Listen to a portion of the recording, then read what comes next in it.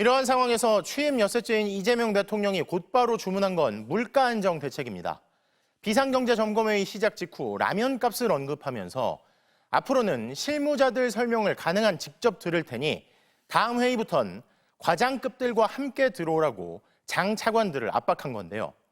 또 경제 회복을 위해 모든 수단을 총동원하겠다며 소상공인 등을 우선 지원하는 신속한 추경 예산 편성도 지시했습니다. 이어서 김재경 기자가 보도합니다. 이재명 대통령은 비상경제점검회의를 시작하자마자 라면 값을 언급했습니다. 최근에 물가가 엄청나게 많이 올랐다고 그러더라고요. 라면 한 개 2,000원 한다는데 진짜예요? 취임 엿새 만에 민생경제를 챙기는 회의를 벌써 두 번째 직접 주재하면서 서민 물가의 상징적인 상품을 구체적으로 언급한 겁니다.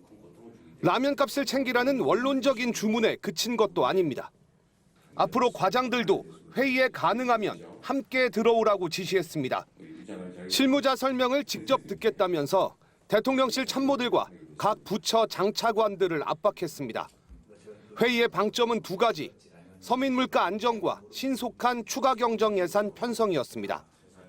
이 대통령은 물가 안정과 경제 회복을 위해 모든 수단을 총동원하고 필요하다면 즉각적으로 조치를 시행할 수 있게 준비할 계획이라고 강조했습니다. 또 윤석열 정부 당시 1차 추가 편성 예산에 이어 올해 2차 추경 편성도 지시하면서 경기 회복과 소비 진작 차원에서 속도감 있게 편성하고 취약계층, 소상공인 등의 지원을 우선하라고 강조했습니다.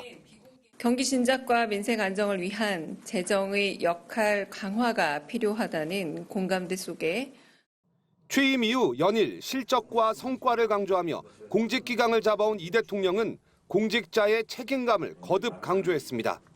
국민 5,200만 명을 생각하라는 겁니다.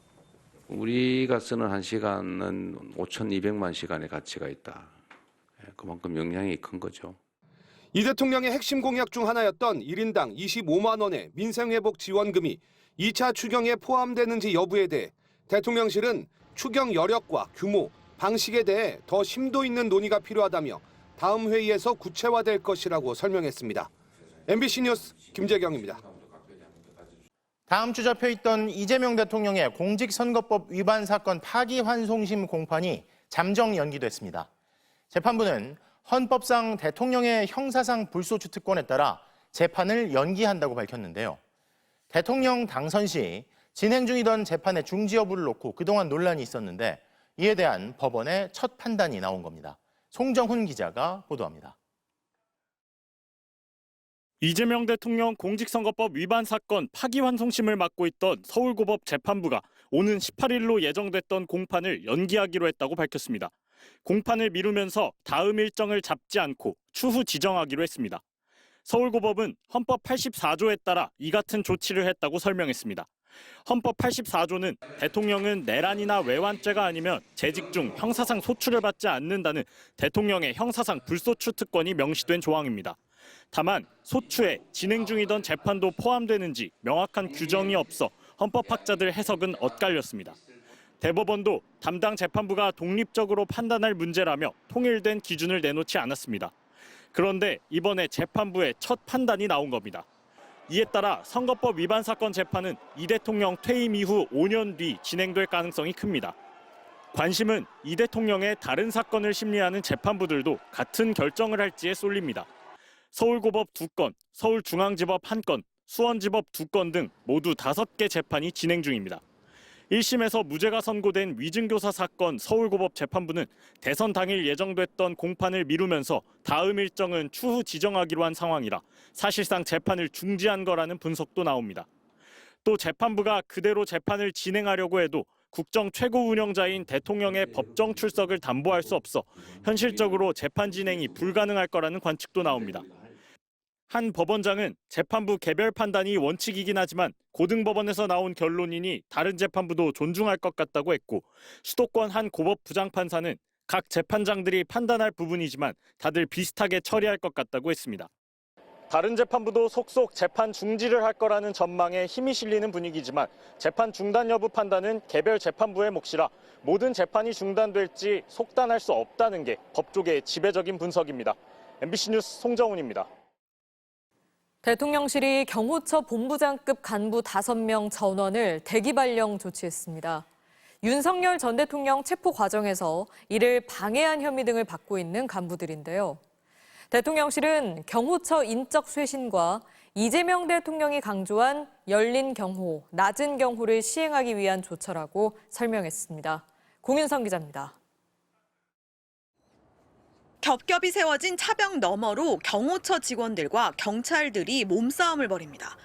윤석열 전 대통령에 대한 1차 체포영장 집행 당시 경호처 직원과 군인 등 200여 명이 인간띠로 벽을 만들어 저항하면서 영장 집행이 불발됐습니다. 당시 김성훈 전 경호처 차장과 함께 경호처 2인자인 이광우 경호본부장이 체포 방해의 핵심 인물로 지목됐습니다.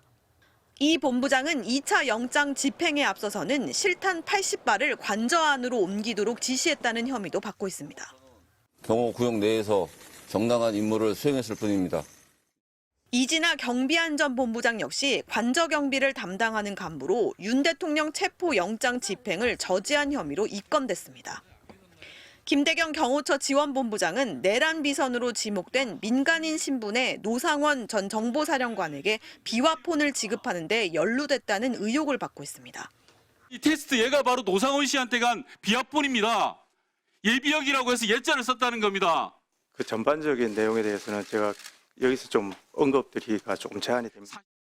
대통령실은 안경호 기획관리실장, 노승용 경호안전교육원장 등도 윤 전 대통령 체포 방해 등의 책임을 물어 전격 대기 발령했습니다.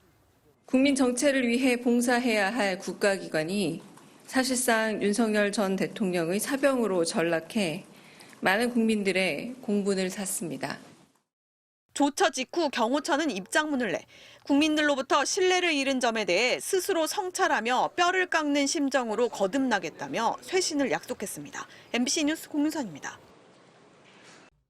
리박스쿨 의혹을 수사하는 경찰이 리박스쿨 주변 CCTV 영상부터 관리비와 공과금 납부 내역까지 관련 자료를 추가로 확보한 것으로 확인됐습니다. 방문 차량 명단과 주차장 진입 장면 사진도 찾고 있는데 같은 사무실을 썼던 보수단체 명단도 새로 확보하면서 댓글 조작과 불법 선거운동 혐의의 배후를 추적 중인 것으로 보입니다. 강은 기자가 단독 취재했습니다. 리박스쿨 사무실이 있는 서울 종로구의 한 건물 앞에 집기들이 널브러져 있습니다. 지난 4일 경찰의 압수수색 직후 리박스쿨은 급히 짐을 빼고 문을 닫았습니다.